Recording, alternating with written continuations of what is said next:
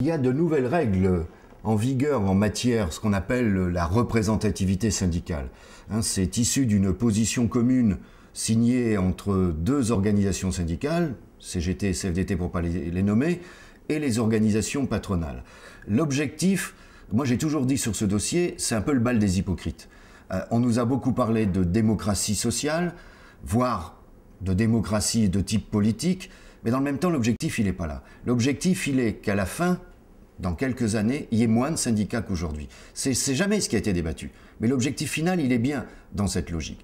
Force ouvrière a combattu cette loi. La position commune et la loi qui reprend la position commune, qui est la loi du 20 août 2008. Non pas parce que nous avons peur pour et faux, nous avons notre liberté. Demain, Force ouvrière sera encore là, je n'ai aucune inquiétude là-dessus.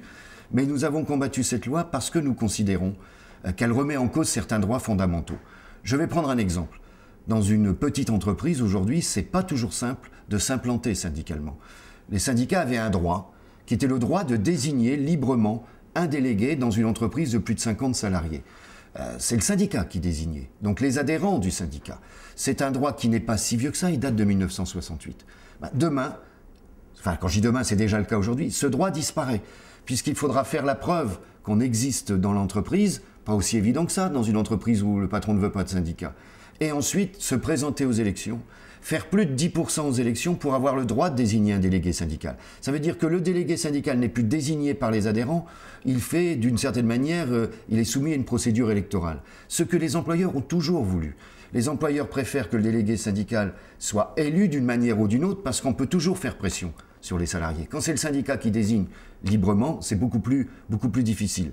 Deuxième raison d'opposition de fond, je dis bien de fond, de Force ouvrière, c'est que si demain on calcule la représentativité des syndicats entreprise par entreprise, la logique c'est que progressivement, le lieu de négociation qui va être le plus important, ça va être le lieu de l'entreprise.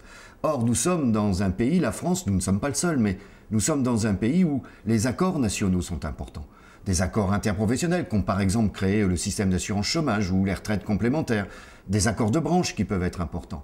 C'est ce que j'appelle, moi, la République sociale.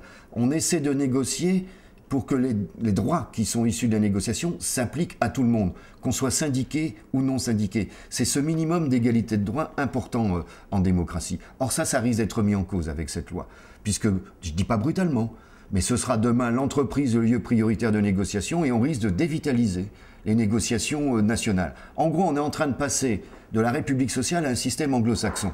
Si vous êtes aux États-Unis ou au Royaume-Uni, c'est dans l'entreprise qu'on négocie. Et mes camarades américains, quand je discute avec eux, ils aimeraient bien un système proche du nôtre. Ils ont beaucoup d'espoir, d'ailleurs, j'espère qu'ils ne seront pas déçus sur le nouveau président en la matière. Donc c'est bien une remise en cause de certains droits. C'est d'ailleurs pourquoi Force ouvrière a déposé une plainte au Bureau international du travail sur cette question. La démocratie, c'est le pluralisme. Je ne dis pas qu'il faut multiplier le nombre d'organisations, mais en tous les cas, c'est les salariés qui choisissent leurs organisations. Donc cette loi est pour nous un recul, pas pour et faux, mais pour le mouvement syndical et les droits des salariés.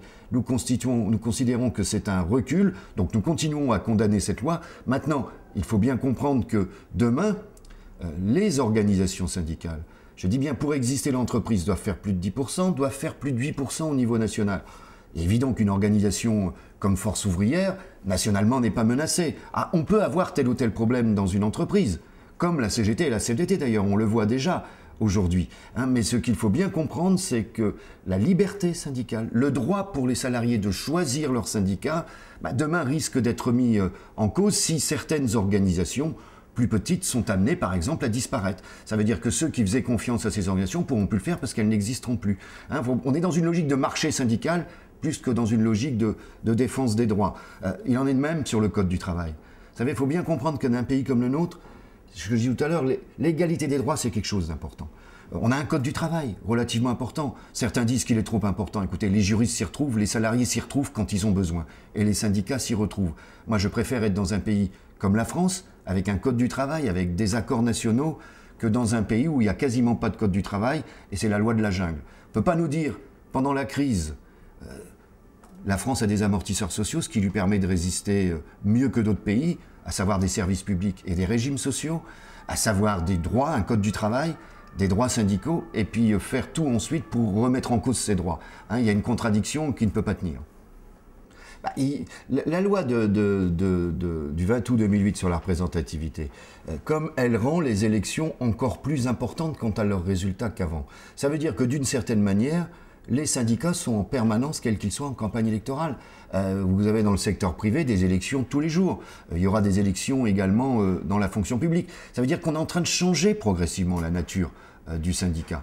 Si on est en campagne électorale, ça veut dire qu'on va aller dans une campagne électorale avec un programme. Et il y a donc un risque comme un parti politique. Il y a un risque de confusion des genres à un moment donné. Quand on est dans une organisation syndicale, bien sûr qu'il y avait des élections avant, mais l'avenir du syndicat n'était pas lié au fait que vous passiez telle ou telle barre. Bien sûr, plus vous êtes important dans l'entreprise, plus vous pesez dans l'entreprise. Mais là, comme dans l'entreprise, l'avenir du syndicat est lié aux élections, ça veut dire qu'il va y avoir des tensions permanentes entre les syndicats. Nous ne l'avons pas voulu, nous ne voulions pas de cette loi. Mais maintenant, le constat est fait que ceux qui l'ont voulu prennent ce risque. Or, moi, je suis clair, nous sommes libres indépendants, nous resterons libres indépendants. Que ceux qui veulent politiser le mouvement syndical, d'une manière ou d'une autre, prennent leurs responsabilités. Alors, on peut considérer que ce qui intéresse un gouvernement dans ce genre d'opération, c'est de dire, pendant qu'ils seront en campagne électorale, nous, on pourra continuer ce qu'on a envie de faire.